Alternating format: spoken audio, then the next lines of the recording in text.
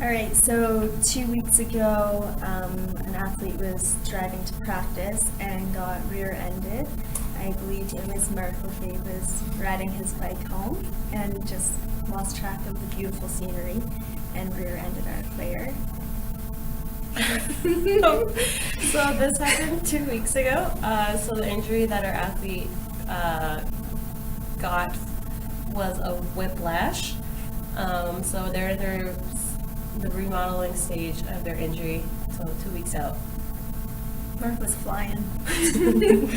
So the goals today that we're going to address is pain, range of motion, core and posture, which also kind of includes the kinetic chain, cardio, functional activity / sport specific stuff, psychological goals, and the home program. Our athlete's also in basketball. Basketball player. Hi Karen. So what we're going to start with first is a heat modality.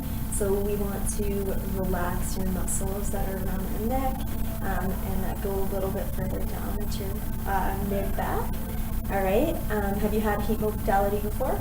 No. No? Okay. So you can expect heating. If it gets too hot and you feel a burning sensation, let me know. We could add more towels to this heat pad. So it's underneath these towels.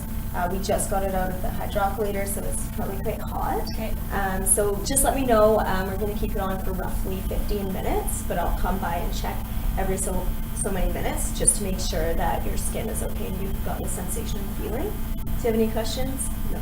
All right, so I'll get you to lie down head first, just into the hole, get all nice and comfy. And hands by your side. Perfect. There we go, we look neutral. Makes that look like it's covering everything. Yeah, let's see. Perfect, so I'll come check on you in a few minutes, okay? Okay, awesome. Hi Sandra. So I hear you've told me that you get some tension headaches, right? Yeah. So what can actually be the problem is your suboccipitals, and I've already assessed them, and they're actually very, very tight. So what we're going to do is a suboccipital release, which will hopefully relieve some tension for you. Okay. So I want you nice and relaxed. I'm just going to kind of this with your head. Okay. So just relax. Okay, so all I'm going to do is I'm going to come underneath the base of the occiput. Use the weight of your head to sink in. And then I'm going to just gently pull a little bit. Okay, so this pain can refer oftentimes to the top of your head. Do you feel that now? Yeah, I do. Yeah. So I'm going to hang on until I feel them release or until you say that you feel any pressure and not pain anymore. How is the pain for you right now? It's good. It's not too intense, not too It's intense. actually really good. Okay, perfect. So I'm just going to hold here until I feel it release. Oh, it's released. Then we'll move on. Hi Sandra, so we're going to work on a few neck stretches now. Okay. So I want to get you to do some nice light, gentle stretches. So it shouldn't be painful at all. We should feel like a good stretch. Okay. If you do this after a shower, that would actually be a lot better, so you can kind of heat up the tissues and get them kind of ready for stretching as well. So the first one we're going to do is your upper traps. Okay. So what I want you to do is so essentially when you side bend to one side, you're going to stretch. You'll be stretching the other way. So if you turn to the right, then you'll be stretching your left upper traps. Yeah. So you can do it seated, and you can hold on if you need to. And then, so you're just going to side flex and then slightly flex forward. So you're slightly looking down to the ground. And you should be able to feel that kind of like along the line of your shoulder, but mostly down kind of into your back a little bit too. Yeah. So it's kind of like on an angle. Yeah. And if you want a bigger stretch, you can pull with your opposite arm down. Nice and gentle. Shouldn't be painful. That's fine. Okay, so you're going to do that one. Next, you're going to do levator scap. So levator scap is you're going to smell your armpit. Perfect. So like we do with the other side, when you go one way, you're going to be stretching the other side. Okay. So levator scap, you're going to be looking into your armpit, but what you're actually going to do is like you're going to be popping like a bottle cap off a bottle like this, the heel of your hand. So you're going to be doing that with the same arm as the side you're stretching. So this it has to do with the way the scapula is pulling on the levator scap, and it actually gives it a better stretch. So you're going to go into your armpit, and then you're going to push your head gently. Oh yeah. Yeah. So it should feel like going down from your neck to about like the middle side, just to the side of your spine, so to speak. Okay. So that's the levator scap, and now you're going to do scalenes. So scalenes, you do side flexion is your middle scalenes. You should feel it all down the side of your neck here. Oh yeah, I do. And then you actually have three. So you have anterior, middle, and posterior. So anterior is more in the front. So if you want those ones, you're going to rotate all the way up. Ooh. Yeah. So if you want more of a stretch, you can gently pull with the same side arm. Oh. And then middle, we already went about, and then posterior is looking down and pulling with the side flexion. You feel that? Yeah. Nice. So you're going to do each of those stretches, both sides, Okay. and then you'll be doing them 3 sets of 30 seconds each. So you can literally just go like 30 seconds one way, 30 seconds the other way, and just go through. I want you to do this every day. 3 sets. 3 sets of 30 seconds, and then do that every day. Okay. For each of those. Okay. Okay, that's it.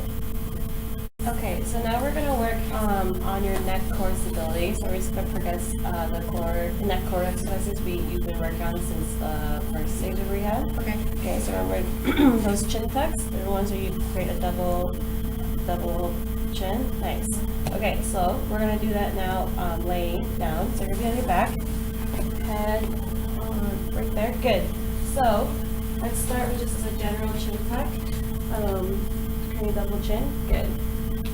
Very good. So now we're going to progress it to rolling your head into flexion. So you want to imagine that there's like a pin going through your ear, and you're going to be rolling about that axis. And so one thing that is important to pay attention to is you don't want to be using these SCM muscles. Okay. So if you want, you can put your hand on your neck just to make sure that when you are rolling, you're not activating those muscles. Okay. So double chin first, a chin tuck, and then almost kind of just look down, try to look down at your feet. So you're gonna make your eyes look down, and you're gonna roll against the axis that's going through your ears. Good. And if you can, without using your SCMs, try to lift your head up, but if you can't, then this rolling is good enough. Good. So we're gonna That's hard. Yeah, so you should really feel it right at the underneath your jaw here, kind of like deep in your neck. Okay. So if you feel it in the anterior part of your neck, you're not using heart muscles. So we're gonna do 3. Just try and do a set of 10. If you can do a set of 10 without using your SCMs, and you can want to do 2 sets. We'll just work on 1 set for now. I feel that right in here. Nice. Good. Okay, so you've done 10. Good. Alright, so we're going to work on progressing your extensors. So let's put you onto your stomach. Okay. And so before we put your neck more of a neutral position, we're going to put your neck in a slightly flexed position. So you're going to put your face in there. So like the previous exercise we gave you, you're gonna chin tuck first, and you're gonna roll left. Good. So chin tuck first. Chin tuck first. Roll, and then this way. Good. So you kind of want to feel it down in here. Okay. Oh yeah, feel that. All right. Good. So we're gonna do 10 reps again. Good, you've done 10. That was a very good job. Cool. Alright, now we're going to work on side flexors. So let's have you lay on your side facing that way. Yes. Okay, so I'm gonna try and have your neck in neutral position. Good. So again, we're gonna chin tuck again, and then you're gonna try and side flex to the shoulder without using your SCM muscles. It's like I'm using them right now. If we had a pillow. Alright, let's try and put.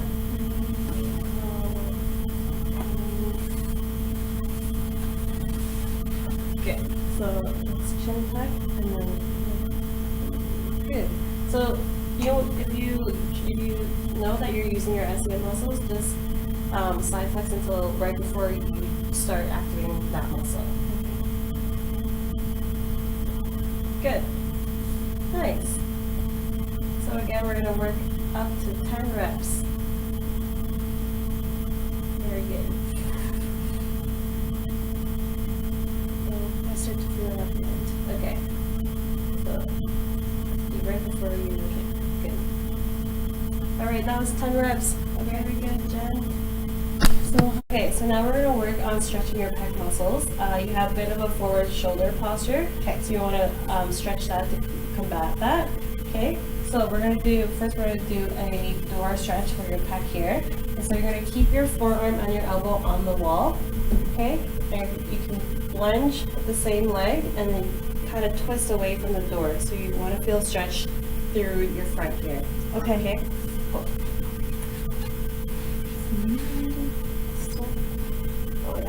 Oh yeah, I don't even need to turn. it's good. All right, so we're gonna do the stretch for 30 seconds. Okay. So that's gonna get into creating that elasticity. Okay. And so we're gonna do that 30 seconds 4 to 5 times. Okay. That sound good?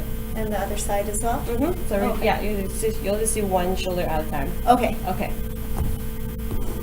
Okay, so we're gonna work on scapular retractions now. And so remember the scapular retractions we did in the first stage of rehab?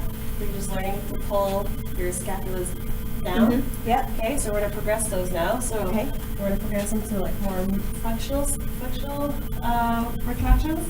So you're gonna have your forearms on the wall, and you're just going to kind of slide.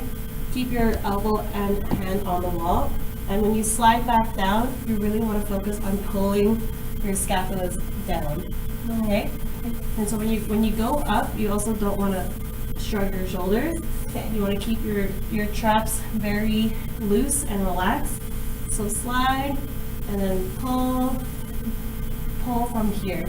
And how far from the wall am I?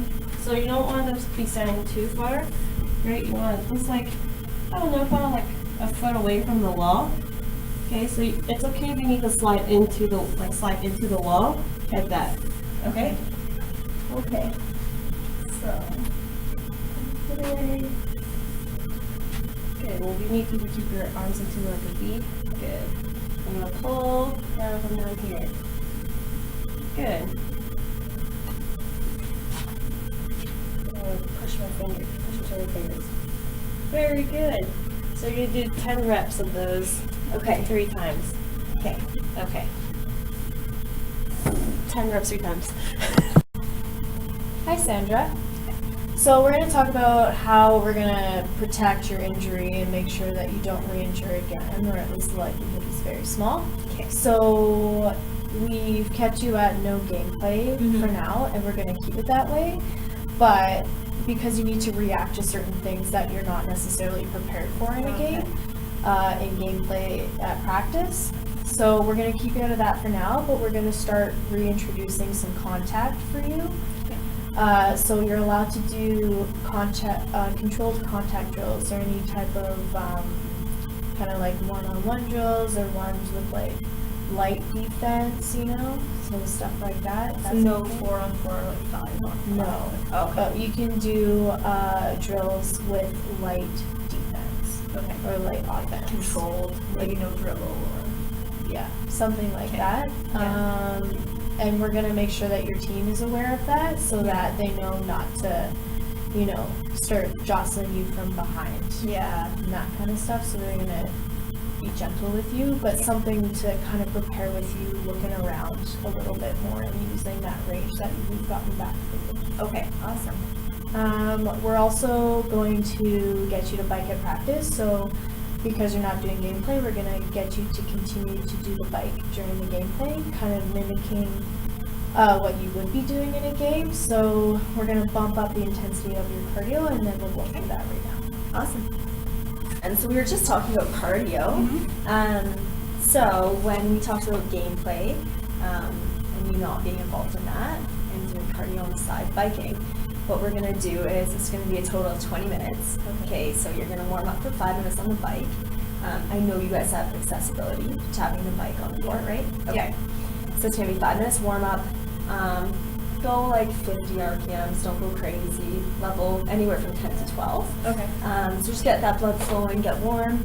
And then after 5 minutes, you're going to do a 10-minute interval total. So it's 40 seconds on, 20 seconds off. Okay, 40 seconds on, that's your work period, okay? Okay. So you're going to be getting 120 RPM, level 10 to 12, and you're not going to change the level.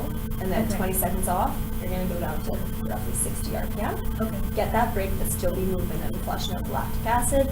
Then you're going to go back up again. So that's a total of 10 times, 10 minutes, and then 5-minute cool down, same thing as the warm-up. Okay. Okay, so I'll write that down for you. Anyways. I was just gonna ask. Yeah, so you'll be good to go. It's pretty simple. It's definitely a good workout. You're gonna feel that heart rate. We want to get you towards that gameplay motion, which some players do stay on 10 minutes at a time for an entire quarter. So yeah, we'll get you up there. Perfect. Awesome. So we're heading into the winter break right now, so that gives us about 2 weeks of rest. Okay, so that's plenty of time for us to get you back into a return to play. So before you're able to return to play, we want you, we'll return to full contact practices, is that we want you to have full range of motion and have it to be pain-free. And we want you to have 80% of your strength before you're able to participate in full contact drills. So just continue in doing like cardio and the non-contact drills for now, and then in 2 weeks' time hopefully we'll be able to get you back into full contact drills. Sound good? Yeah. Hey Karen, so what I want you to do at home is I want you to ice after activity. So anytime you do your exercises or after practice, I want you to ice your neck. I know it's a little bit uncomfortable, but it's going to do wonders to just settle down all the inflammation anything going on with your neck after activity. I also want you to do those neck stretches that we talked about. I want you to do 3 sets, 30 seconds every day, like we talked about. Okay. Also those neck cores, so the flexion and the side. Right. And then also the extension, so when you're laying on your front and extending back with the chin tucks. Do those every day, 3 sets, and I want you to work your way up to 10 reps. So if you start to feel, your SCM going after like 5 reps, stick with 5, work your way up to 10. Okay.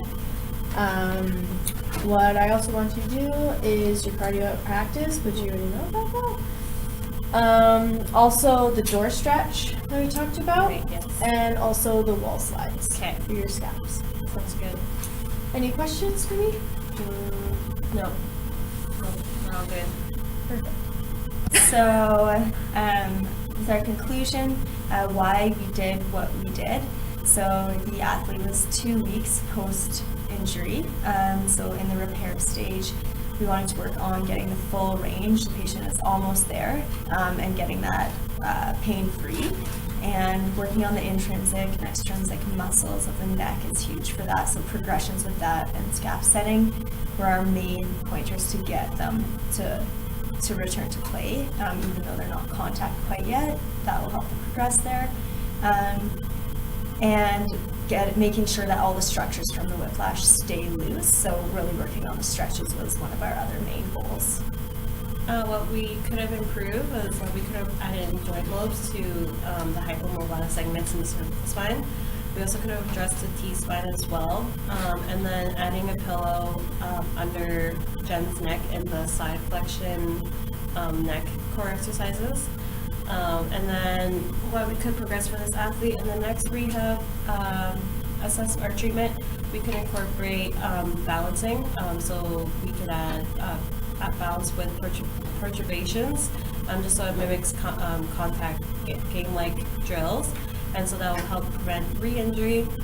And then we could work on T-spine mobility and slowly just introduce them back into contact drills. So we want to see this person twice a week. Luckily, we're on winter break, so it gives them a chance to work on their strength and range of motion and their neuromuscular control up until they go to Montana in a couple weeks. And the next time we want to see them, since today is a Tuesday, we want to see them either Thursday or Friday, and hopefully give them the progressions that we talked about previously. And the reason we want a pillow under the neck is just so that they don't use their SCM muscle while trying to hold her neck up. And that's